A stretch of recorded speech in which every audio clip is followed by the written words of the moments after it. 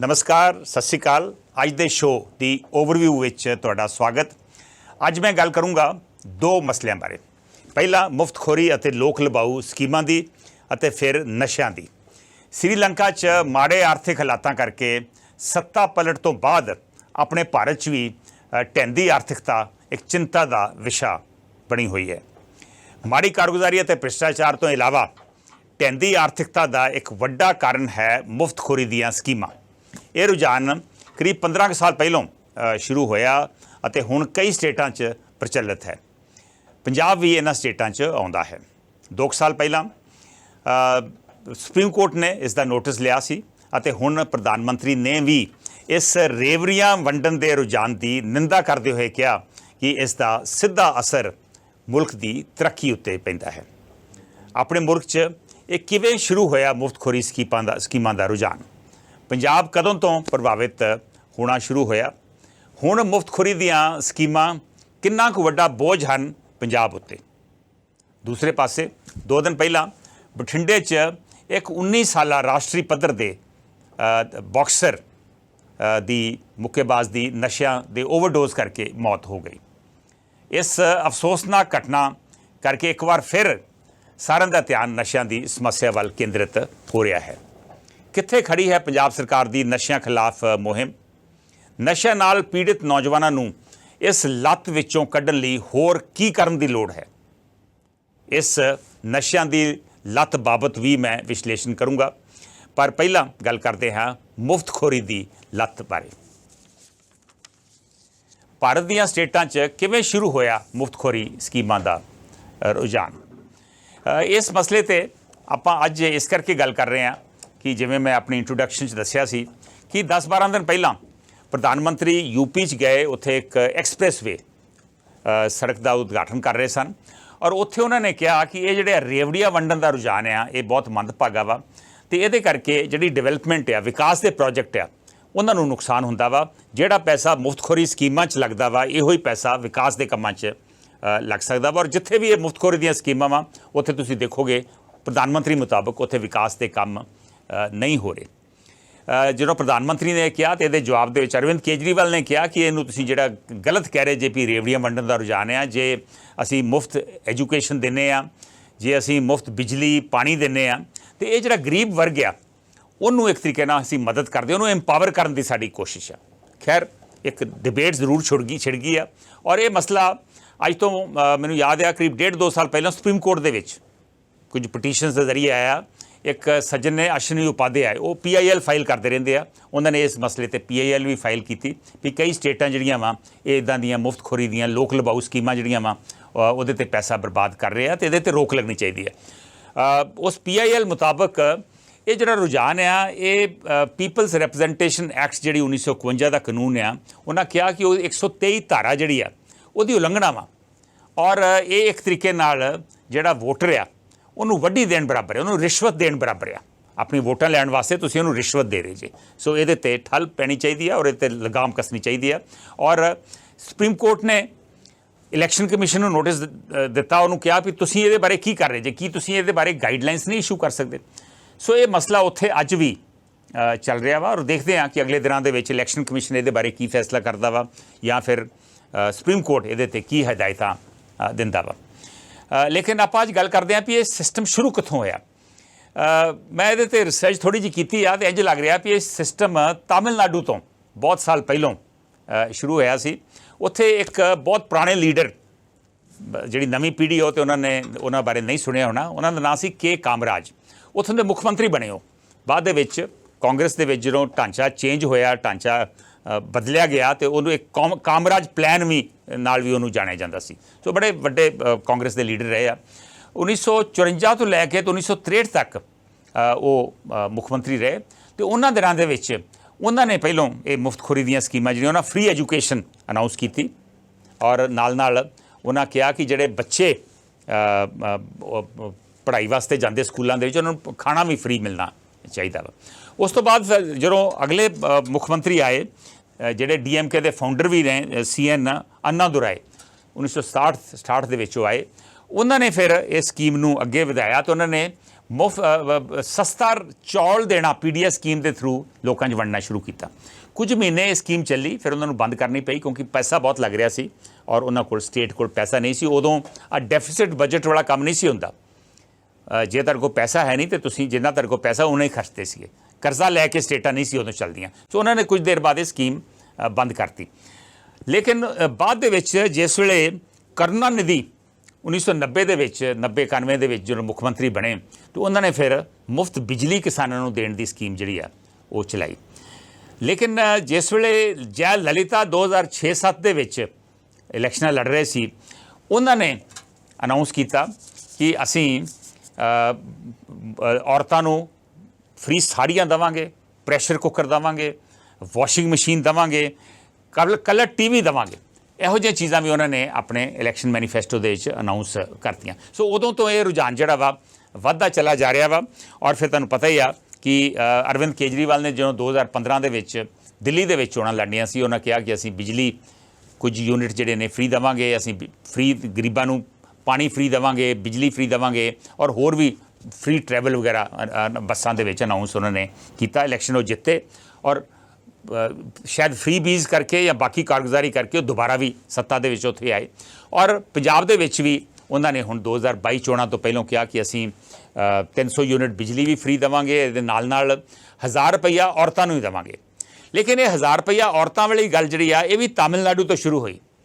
MK Stalin जिहड़े ने उत्थे जिहड़े मुख मंत्री ने उन्होंने प्रॉमिस किया सी कि असीं 1000 रुपया हर औरत नूं हर महीने दिया करांगे। लेकिन ये स्कीम के उत्ते ऑलमोस्ट 12-13 हज़ार करोड़ रुपया सालाना लगना वा। तो ना तो हाली ये तमिलनाडु शुरू हुई आ तो हाली पंजाब दे विच भी शुरू नहीं हुई। और मैनूं लगता वा कि इस स्कीम नूं लागू करना काफ़ी मुश्किल होवेगा। सो ये इस तरीके नाल काम जिहड़ा वा ये फ्री रेवड़ियां वंडण दा काम जिहड़ा वा ये मुल्क दे विच शुरू होया वा। हुण आपां नैक्सट इशू ते आउने आ कि पंजाब दे विच पंजाब च किसानां ते होरां नूं मुफ्त बिजली देनी जिहड़ी आ किहने शुरू कीती। ये शुरू होया काम 1996-97 ਦੇ ਵਿੱਚ ਜਦੋਂ ਮਿਸਿਸ ਪੱਠਲ ਥੋੜੀ ਦੇਰ ਵਾਸਤੇ ਮੁੱਖ ਮੰਤਰੀ ਬਣੇ, 3 ਮਹੀਨਿਆਂ ਵਾਸਤੇ ਮੁੱਖ ਮੰਤਰੀ ਬਣੇ ਸੀ। ਉਹਨਾਂ ਨੇ ਉਦੋਂ ਕਿਹਾ ਕਿ 7 ਏਕੜ ਤੋਂ ਘੱਟ ਵਾਲੇ ਜਿਹੜੇ ਜ਼ਿਮੀਂਦਾਰ ਨੇ ਉਹਨਾਂ ਨੂੰ ਮੁਫਤ ਬਿਜਲੀ ਦਿੱਤੀ ਜਾਊਗੀ ਔਰ ਜਿਹੜੇ 7 ਏਕੜ ਤੋਂ ਉੱਤੇ ਵਾਲੇ ਜ਼ਿਮੀਂਦਾਰ ਨੇ ਉਹਨਾਂ ਨੂੰ 50 ਰੁਪਈਆ ਪਰ ਹਾਰਸ ਪਾਵਰ ਪਰ ਮੰਥ ਉਹਨਾਂ ਨੂੰ ਪੈਸਾ ਦੇਣਾ ਪਊਗਾ। ਲੇਕਿਨ ਉਦੋਂ ਸਰਕਾਰ ਬਣ ਗਈ ਅਕਾਲੀ ਦਲ ਦੀ। ਸੋ ਅਕਾਲੀ ਦਲ ਨੇ ਵੀ ਇਹ ਸਕੀਮ ਜਿਹੜੀ ਆ उन्होंने कहा कि ये सारे जिम्मेदारों असीं बिजली फ्री देवांगे। उन्होंने 1997 जो सरकार बनी उन्होंने सारे वास्ते बिजली फ्री कर दी। अमरिंदर सिंह की जो सरकार आई 2002 ਦੇ ਵਿੱਚ उन्होंने इनू रिवाइज़ करता स्कीम नू और उन्होंने कहा कि 50 रुपये पर हॉर्स पावर पर मंथ जिहड़ा वा जिम्मेदारों नू भरना पऊगा। लेकिन जो चोणां नेड़े आईयां 2007 दियां उस तो पहलों उन्होंने सारे किसानों वास्ते बिजली फ्री कर दी। तो ये अंदाज़ा ला लो भी उदों तो ये बोझ पैना शुरू होया, वित्तीय हालत खराब हुई है क्योंकि 1997 तो लैके 2002 तक 2700 करोड़ रुपया सबसिडी से गया और 2002 तो लैके 2007 ਦੇ ਵਿੱਚ 5500 करोड़ रुपया। अकाली दल वापस आया जो 2010-11 ਦੇ ਵਿੱਚ जो 2007 ਚ आ गया, लेकिन 2010-11 ਦੇ ਵਿੱਚ उन्होंने भी बिजली फ्री दोबारा अनाउंस कर दी और उस तो बाद हुण तक एक करीब फ्री चल रही है। और 2017 और 2022 ਦੇ ਵਿੱਚ करीब 32,000 करोड़ रुपया सबसिडी वजों किसानों तक पहुँच चुका वा।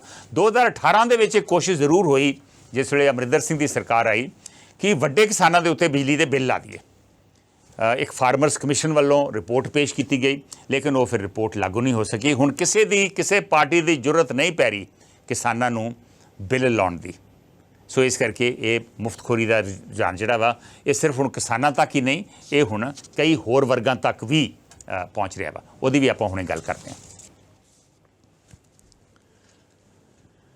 पंजाब ते कितना वड्डा बोझ हन ये लोक लभाऊ स्कीमां। देखो इस वेले करीब जिहड़ा टोटल जो कुछ आम आदमी पार्टी ने प्रॉमिस किया वा भी असीं 300 यूनिट बिजली फ्री देवांगे, असीं 1000 रुपया औरतों को भी फ्री देवांगे, इहदा टोटल बोझ जिहड़ा वा जे आपां कैलकुलेट करिए तो ये ऑलमोस्ट 30,000 तो लैके 33,000 करोड़ सालाना पै जांदा। बजट का बहुत वड्डा हिस्सा जिहड़ा वा ये फ्री बीज लोक लभाऊ स्कीमां दे उत्ते ਖਰਚ ਹੋਵੇਗਾ। ਔਰ ਇਹਦੀ ਮੈਂ ਬ੍ਰੇਕਅਪ ਵੀ ਦੇ ਦਿੰਦਾ ਵਾਂ। ਜਿਹੜੀ ਫਾਰਮ ਸੈਕਟਰ ਆ ਉਹਨੂੰ ਜਿਹੜੀ ਮੁਫਤ ਬਿਜਲੀ ਜਾਣੀ ਆ ਹਰ ਸਾਲ ਆਲਮੋਸਟ 7,000 ਕਰੋੜ। ਇੰਡਸਟਰੀ ਨੂੰ ਜਿਹੜਾ ਬਿਜਲੀ ਦੀ ਸਬਸਿਡੀ ਜਾਣੀ ਆ, ਸਸਤੇ ਰੇਟ ਤੇ ਬਿਜਲੀ ਜਿਹੜੀ ਜਾਣੀ ਆ, ਉਹਦਾ ਖਰਚ ਹੈ 2500 ਕਰੋੜ ਰੁਪਈਆ। 300 ਯੂਨਿਟ ਬਿਜਲੀ ਜਿਹੜੀ ਫ੍ਰੀ ਦੇ ਰਹੇ ਆ ਕੁਝ ਵਰਗਾਂ ਨੂੰ, ਤੁਸੀਂ ਵੇਖਿਆ ਹੀ ਆ ਪਿੱਛੇ ਜੇ ਸਕੀਮ ਅਨਾਊਂਸ ਹੋਈ ਆ ਜੁਲਾਈ 1 ਤੋਂ 300 ਯੂਨਿਟ ਬਿਜਲੀ ਫ੍ਰੀ ਦਿੱਤੀ ਜਾ ਰਹੀ ਆ।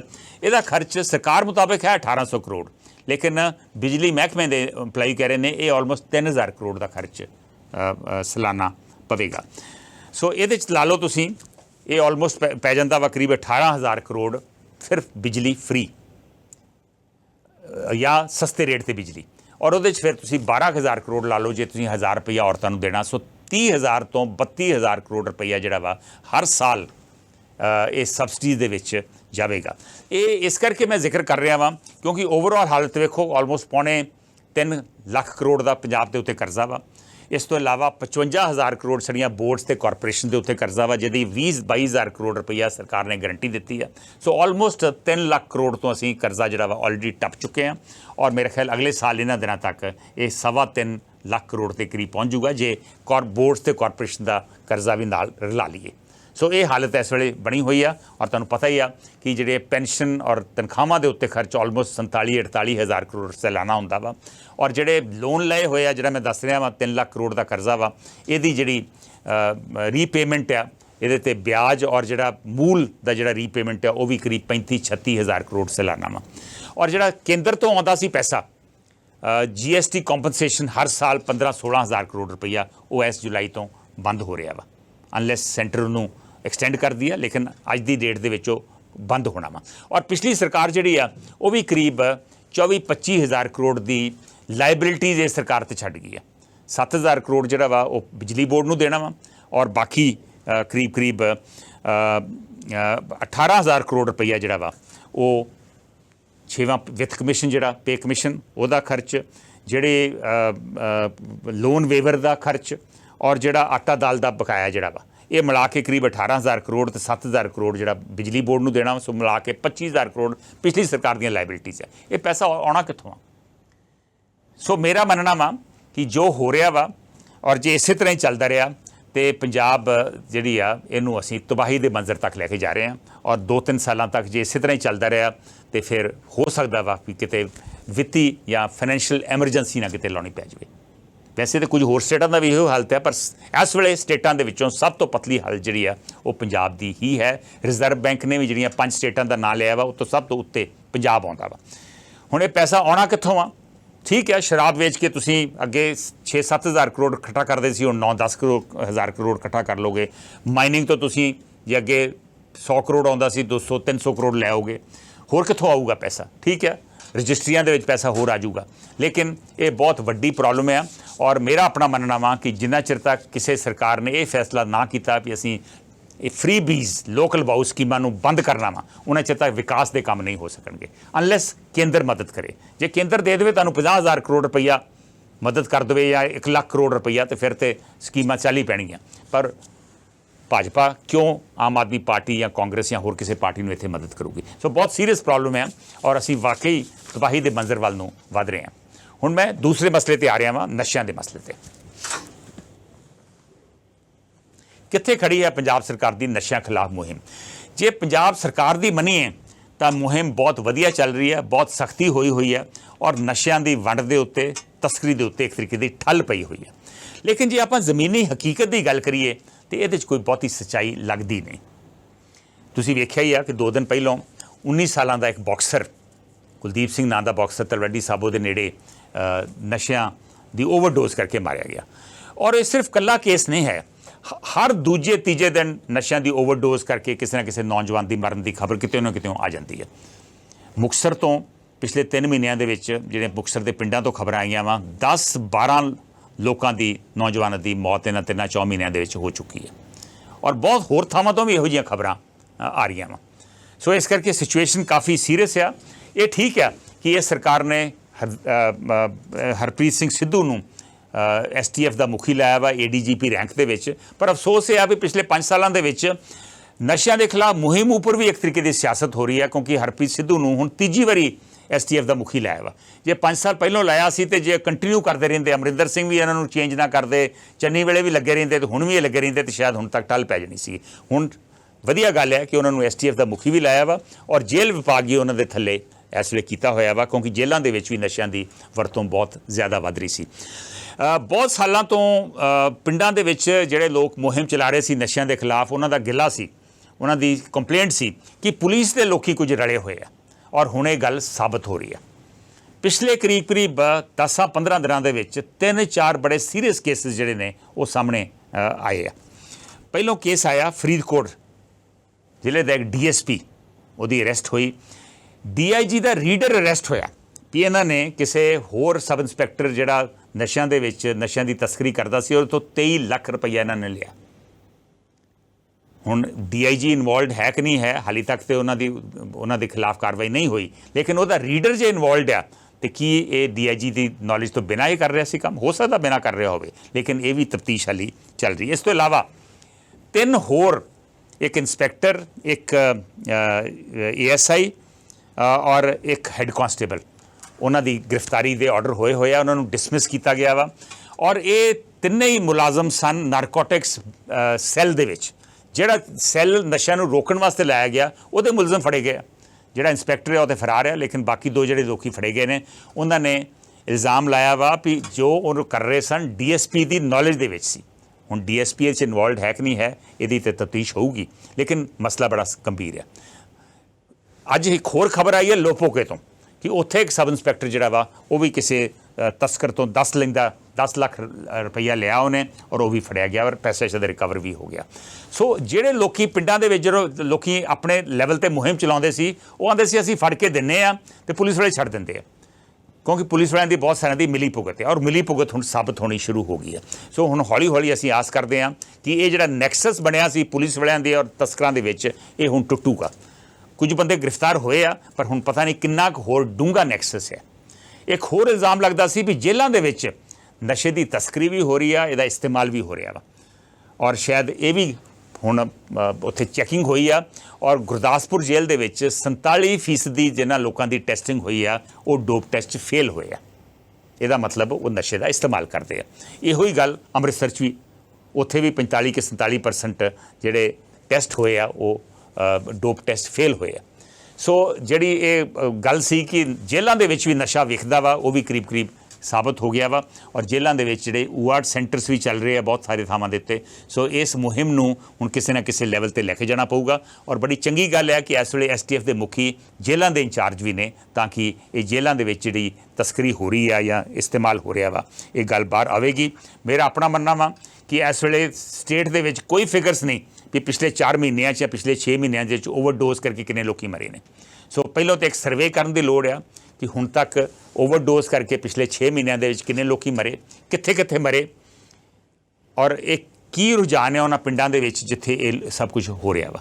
ਸੋ ਇਹਦਾ ਇੱਕ ਤਾਂ ਸਰਵੇ ਹੋਣਾ ਚਾਹੀਦਾ, ਇਹ ਜਨਤਕ ਹੋਣਾ ਚਾਹੀਦਾ ਔਰ ਬਾਕੀ ਵੀ ਪੁਲਿਸ ਮੁਲਾਜ਼ਮ ਕਿੰਨੇ ਹਰ ਮਹੀਨੇ ਫੜੇ ਜਾਂਦੇ ਆ, ਆਮ ਅਰੈਸਟ ਕਿੰਨੀਆਂ ਹੁੰਦੀਆਂ ਵਾ, ਇਹਦੀ ਲਗਾਤਾਰ ਜਾਣਕਾਰੀ ਜਿਹੜੀ ਹੈ ਜਨਤਕ ਹੋਣੀ ਚਾਹੀਦੀ ਹੈ ਤਾਂ ਕਿ ਲੋਕਾਂ ਦੇ ਵਿੱਚ ਹੋਰ ਜਾਗਰੂਕਤਾ ਪੈਦਾ ਹੋਵੇ। ਹੁਣ ਆਪਾਂ ਆਉਂਦੇ ਹਾਂ ਲਾਸਟ ਮਸਲੇ 'ਤੇ।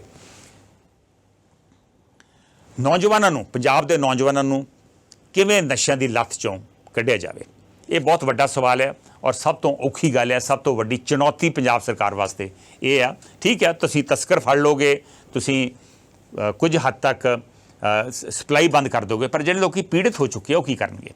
ਜੇ ਤੁਸੀਂ ਉਹਨਾਂ ਨੂੰ ਸਪਲਾਈ ਨਹੀਂ ਦਿਓਗੇ ਤਾਂ ਉਹ ਹੋਰ ਕੋਈ ਚੀਜ਼ ਲੈਣ ਲੱਗ ਪੈਣਗੇ। ਸੋ ਇਹ ਬਹੁਤ ਵੱਡੀ ਚੈਲੰਜ ਆ ਔਰ ਅਨਫੋਰਚੂਨੇਟਲੀ ਪਿਛਲੇ 5-6 ਸਾਲਾਂ ਦੇ ਵਿੱਚ ਇਸ ਐਸਪੈਕਟ ਨੂੰ, ਡੀ ਐਡਿਕਸ਼ਨ ਨੂੰ ਜਿਹੋ ਜੀ ਇੰਪੋਰਟੈਂਸ ਦੇਣੀ ਚਾਹੀਦੀ ਸੀ ਉਹ ਨਹੀਂ ਮਿਲੀ।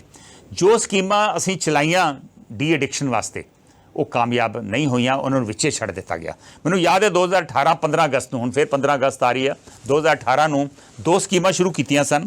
ਇੱਕ ਸੀ ਤੂੰ ਮੇਰਾ ਬੱਡੀ ਔਰ ਦੂਸਰੀ ਸਕੀਮ ਸੀ DAPO, drug abuse prevention officers program. ਇਹਨਾਂ ਸਕੀਮਸ ਦੇ ਤਹਿਤ ਸਕੂਲਾਂ ਤੇ ਕਾਲਜਾਂ ਤੱਕ ਪਹੁੰਚ ਕਰਨ ਦੀ ਕੋਸ਼ਿਸ਼ ਸੀ, ਲੋਕਾਂ ਨੂੰ ਜਾਗਰੂਕ ਕਰਨਾ ਸੀ, ਜਿਹੜੇ ਉੱਥੇ ਪੀੜਿਤ ਨੇ ਉਹਨਾਂ ਨੂੰ ਆਇਡੈਂਟੀਫਾਈ ਕਰਕੇ ਉਹਨਾਂ ਦੀ ਡੀ ਐਡਿਕਸ਼ਨ ਸੈਂਟਰ 'ਚ ਭੇਜਣਾ ਸੀਗਾ ਔਰ UART ਸੈਂਟਰਸ ਸਥਾਪਿਤ ਕੀਤੇ ਗਏ। ਆਲਮੋਸਟ 2008-9 ਕੰਮ ਕਰ ਰਹੇ ਆ, ਕੁਝ 15-16 ਜੇਲ੍ਹਾਂ ਦੇ ਵਿੱਚ ਵੀ ਨੇ। ਲੇਕਿਨ ਇਹਨਾਂ ਨੂੰ ਦਵਾਈਆਂ ਨਹੀਂ ਸਪਲਾਈ ਹੋ ਰਹੀਆਂ। ਬਹੁਤ ਸਾਰੇ ਸੈਂਟਰ ਚੰਗੇ ਚੱਲ ਰਹੇ ਨੇ, ਬਹੁਤ ਸਾਰੇ ਸੈਂਟਰ ਨਹੀਂ ਵੀ ਚੰਗੇ ਚੱਲ ਰਹੇ। ਮੈਂ ਕਹੂੰਗਾ ਕੁਝ ਸੈਂਟਰ ਚੰਗੇ ਚੱਲ ਰਹੇ ਨੇ, ਬਹੁਤ ਸਾਰੇ ਸੈਂਟਰ ਨਹੀਂ ਚੰਗੇ ਚੱਲ ਰਹੇ।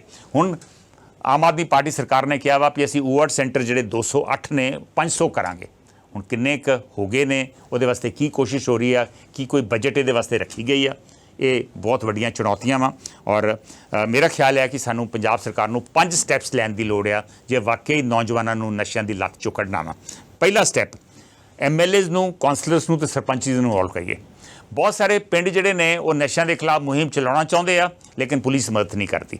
ਜੇ MLA, ਕੌਂਸਲਰ ਤੇ ਸਰਪੰਚ ਇਨਵੋਲਵ ਹੋਣਗੇ ਇਸ ਸਕੀਮ ਦੇ ਵਿੱਚ, ਤੇ ਇਹ ਸ਼ਾਇਦ ਸਕੀਮ ਨੂੰ ਪਿੰਡਾਂ ਦੇ ਵਿੱਚ ਜਿਹੜੀ ਚੱਲ ਰਹੀ ਹੈ ਉਹਨੂੰ ਅੱਗੇ ਲਿਜਾਇਆ ਜਾ ਸਕਦਾ। ਇਸ ਤੋਂ ਇਲਾਵਾ ਸਕੂਲਾਂ ਤੇ ਕਾਲਜਾਂ ਦੇ ਵਿੱਚ ਜਿਹੜੀ ਬੀ ਮਾਈ ਬੱਡੀ ਸਕੀਮ ਚਲਾਈ ਸੀ, ਤੂੰ ਮੇਰਾ ਬੱਡੀ ਸਕੀਮ, ਉਹਨੂੰ ਦੁਬਾਰਾ ਰਿਵਾਈਵ ਕਰਨ ਦੀ ਲੋੜ ਹੈ। ਸਕੂਲਾਂ ਕਾਲਜਾਂ ਦੇ ਵਿੱਚ ਜਿਹੜੇ ਬੱਚੇ ਪੀੜਿਤ ਨੇ ਉਹਨਾਂ ਨੂੰ ਆਇਡੈਂਟੀਫਾਈ ਕਰਨ ਵਾਸਤੇ ਸਕੂਲ ਪ੍ਰਿੰਸੀਪਲਸ ਤੇ ਟੀਚਰਸ ਨੂੰ ਪਹਿਲਾਂ ਤੇ ਉਹਨਾਂ ਦੀ ਕਾਉਂਸਲਿੰਗ ਕਰਨੀ ਪਊਗੀ, ਔਰ ਫਿਰ ਉਹਨਾਂ ਨੂੰ ਜ਼ਿੰਮੇਵਾਰੀ ਦੇਣੀ ਪਊਗੀ ਤੁਸੀਂ ਆਪਣੇ ਆਪਣੇ ਬੱਚੇ ਆਇਡੈਂਟੀਫਾਈ ਕਰੋ, ਉਹ ਬੱਚਿਆਂ ਨੂੰ ਬੇਇੱਜ਼ਤ ਨਾ ਕਰੋ, ਉਹਨਾਂ ਨੂੰ ਆਇਡੈਂਟੀਫਾਈ ਕਰਕੇ ਉਹਨਾਂ ਦੀ ਕਾਉਂਸਲਿੰਗ ਸ਼ੁਰੂ ਕਰੋ। ਹੁਣ ਮੇਰਾ ਨਹੀਂ ਖਿਆਲ ਕਿ ਬਹੁਤੇ ਪ੍ਰਿੰਸੀਪਲਸ ਔਰ ਟੀਚਰਸ ਕਾਉਂਸਲਿੰਗ ਦੇ ਟ੍ਰੇਨਡ ਨੇ, ਸੋ ਸਾਨੂੰ ਕਾਉਂਸਲਰਸ ਹਾਇਰ ਕਰਨੇ ਪੈਣੇ ਆ। ਸੋ ਪੰਜਾਬ ਸਰਕਾਰ ਨੂੰ ਕਾਉਂਸਲਰਸ ਵੀ ਹਾਇਰ ਕਰਨੇ ਚਾਹੀਦੇ ਆ। ਇਸ ਤੋਂ ਇਲਾਵਾ ਮੇਰਾ ਆਪਣਾ ਮੰਨਣਾ ਵਾ ਕਿ ਸਾਨੂੰ ਹੈਲਪਲਾਈਨ ਨੰਬਰਸ ਥਾਂ ਤੇ, ਕੁਝ ਜ਼ਿਲ੍ਹਿਆਂ ਨੇ ਇਹ ਕੰਮ ਸ਼ੁਰੂ ਕੀਤਾ ਵਾ, ਬਾਕੀ ਸਾਨੂੰ ਹਰ ਜ਼ਿਲ੍ਹਿਆਂ ਦੇ ਵਿੱਚ ਹੈਲਪਲਾਈਨ ਨੰਬਰ ਜਿਹੜੇ 24/7 ਚੱਲਣ, ਉਹ ਸਾਨੂੰ ਅਨਾਊਂਸ ਕਰਨੇ ਚਾਹੀਦੇ ਆ, ਉਹਨਾਂ ਦਾ ਐਲਾਨ ਕਰਨਾ ਚਾਹੀਦਾ। ਔਰ ਇਹ ਵੀ ਇੱਕ ਵਿੰਗ ਬਣਾਉਣਾ ਚਾਹੀਦਾ ਸਰਕਾਰ ਦੇ ਵਿੱਚ ਕਿ ਜੇ ਕੋਈ ਕਾਨੂੰਨ ਦੇ ਵਿੱਚ ਤਬਦੀਲੀ ਕਰਨ ਦੀ ਲੋੜ ਹੈ ਤਾਂ ਉਹ ਵੀ ਤਬਦੀਲੀ ਕੀਤੀ ਜਾ ਸਕੇ। ਇਹ ਬਹੁਤ ਜ਼ਰੂਰੀ ਆ, ਕਿਉਂਕਿ ਬਹੁਤ ਸਾਰੇ ਲੋਕ ਕਹਿੰਦੇ ਨੇ ਕਿ ਕਾਨੂੰਨ ਦੇ ਵਿੱਚ ਤਬਦੀਲੀ ਕਰਨ ਦੀ ਲੋੜ ਹੈ। ਇੱਕ ਮੇਰਾ ਸੁਝਾਅ ਹੋ ਰਿਹਾ, ਕੈਨੇਡਾ ਦੇ ਵਿੱਚ ਮੈਨੂੰ ਪਤਾ ਲੱਗਾ ਵਾ ਵੀ ਉੱਥੇ ਕਈ ਥਾਵਾਂ 'ਤੇ ਉਹਨਾਂ ਨੇ ਇੰਜੈਕਸ਼ਨ ਸਾਈਟਸ ਕੀਤੀਆਂ ਵਾ, ਵੀ ਜਿਹੜੇ ਬੰਦੇ ਨਹੀਂ ਰਹਿ ਸਕਦੇ, ਜਿਹੜੇ ਡੇ ਐਡਿਕਟਸ ਨੇ, ਉਹ ਇੰਜੈਕਸ਼ਨ ਸਾਈਟ 'ਤੇ ਜਾ ਕੇ ਆਪਣਾ ਟੀਕਾ ਲਵਾ ਲੈਣ। ਸਾਨੂੰ ਵੀ ਇਹ ਵਿਵਾਦਕ ਸਕੀਮ ਆ, ਲੇਕਿਨ ਸਾਨੂੰ ਕੁਝ ਥਾਵਾਂ 'ਤੇ ਇੰਜੈਕਸ਼ਨ ਸਾਈਟਸ ਆਇਡੈਂਟੀਫਾਈ ਕਰਨੇ ਚਾਹੀਦੀਆਂ ਵਾ, ਸ਼ੁਰੂ ਕਰਨੀਆਂ ਚਾਹੀਦੀਆਂ, ਤਾਂ ਕਿ ਲੋਕੀ ਓਵਰਡੋਜ਼ ਨਾ ਲੈਣ। ਜੇ ਕਿਸੇ ਨੇ ਲੈਣਾ ਵਾ ਤਾਂ ਉਹ ਉੱਥੇ ਜਾਵੇ, ਉਹਨੂੰ ਉਸ ਸਹੀ ਡੋਜ਼ ਦੇ ਮਾਤਰਾ ਦੇ ਵਿੱਚ ਉਹਨੂੰ ਇੰਜੈਕਸ਼ਨ ਦਿੱਤਾ ਜਾਵੇ, ਤਾਂ ਕਿ ਉਹ ਓਵਰਡੋਜ਼ ਨਾਲ ਨਾ ਮਰੇ। ਠੀਕ ਹੈ, ਉਹ ਲੋਕੀ ਕਹਿਣਗੇ ਇਹ ਤੇ ਇਹਦੇ ਨਾਲ ਤੇ ਅਸੀਂ ਨਸ਼ੇ ਹੋਰ ਵਧਾਵਾਂਗੇ। ਨਹੀਂ, ਜੇ ਕੋਈ ਲੈਂਦਾ ਵਾ ਓਵਰਡੋਜ਼ ਮਰਨ ਤੋਂ ਉਹ ਤਦ ਹੀ ਬਚ ਸਕਦਾ ਵਾ ਜੇ ਅਸੀਂ ਇੰਜੈਕਸ਼ਨ ਸਾਈਟ ਦੇ ਵਿੱਚ ਉਹਨੂੰ ਸੇਫਲੀ ਉਨਾ ਕੁ ਨਸ਼ਾ ਦਈਏ ਜਿੰਨੇ ਨਾਲ ਹੌਲੀ ਹੌਲੀ ਉਹਦੇ 'ਚੋਂ ਨਿਕਲ ਸਕੇ।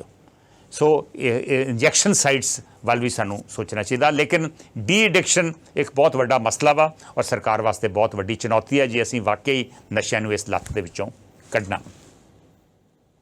ਅੱਜ ਵਾਸਤੇ ਹੁਣ ਇੰਨਾ ਹੀ, ਤੇ ਮੈਨੂੰ ਦਿਓ ਹੁਣ ਇਜਾਜ਼ਤ। ਨਮਸਕਾਰ, ਸਤਿ ਸ਼੍ਰੀ ਅਕਾਲ।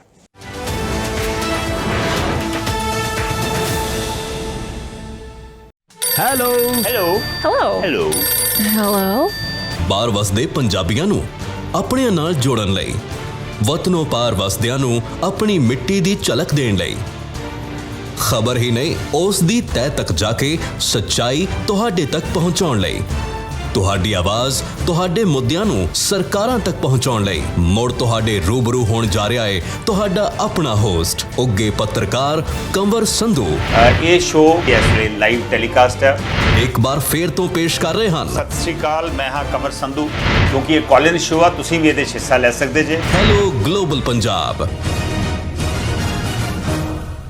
ਸਮਾਜ ਦੀ ਹਰ ਖਬਰ ਤੇ ਨਜ਼ਰ ਹੀ ਨਹੀਂ, ਡੂੰਘਾਈ ਨਾਲ ਪੜਚੋਲ ਦਾ ਓਵਰਵਿਊ ਕਮਰ ਸੰਧੂ ਦੇ ਨਾਲ।